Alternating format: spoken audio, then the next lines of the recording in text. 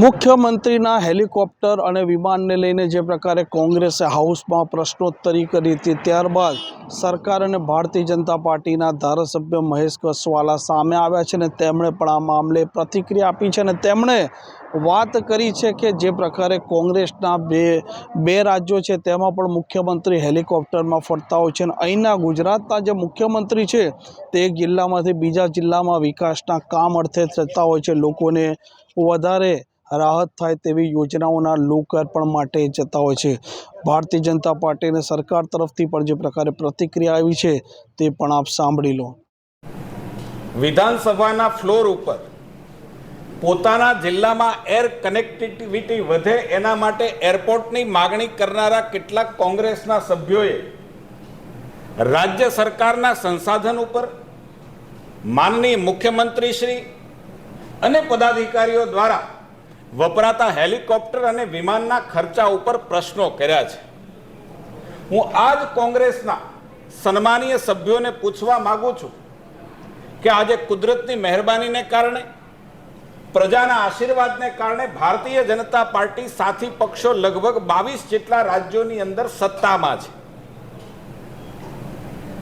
આપ લોકો 2 રાજ્યોની અંદર સત્તામાં છો, કર્ણાટક અને તેલંગાણા। મારે કોંગ્રેસના સભ્યો માની કાંતિભાઈ આપને અને વિમલભાઈને પૂછવું છે કે શું આપના શાસિત રાજ્યોના મુખ્યમંત્રી રાજ્યનું વિકાસનું કામ હોય કોઈ પણ જગ્યાએ જવા માટે પગપાળા જાય છે? તમે કેવા પ્રકારના પ્રશ્નો આ ગુજરાત જેવા રાજ્યની વિધાનસભામાં ઉઠાવી રહ્યા છો?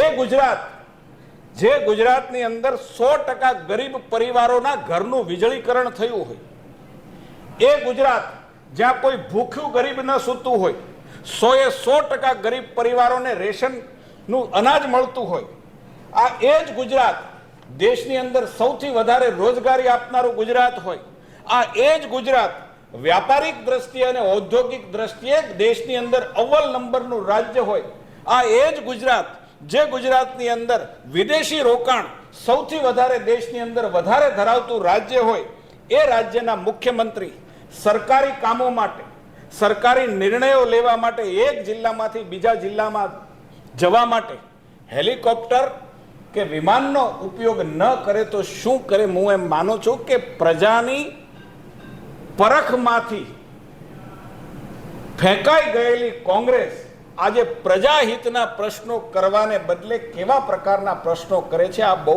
નવાઈની વાત છે। આ મહેશ કસવાલાએ ક્યાંક ને ક્યાંક જે પ્રકારે કોંગ્રેસની કર્ણાટકમાં સરકાર છે અને તેલંગાણામાં સરકાર છે તેને ઘેરવાનો પ્રયાસ કર્યો હતો અને આજ કોંગ્રેસના ધારાસભ્ય મુખ્યમંત્રી જે પ્રકારે હેલિકોપ્ટરમાં ફરે છે તેને લઈને પણ સવાલો ઊભા કર્યા હતા। આ પ્રકારના સમાચાર, પ્રકારના અહેવાલ માટે નવજીવન ન્યૂઝ ચેનલ જોવાનું અને સબસ્ક્રાઈબ કરવાનું ભૂલતા નહીં। નમસ્કાર।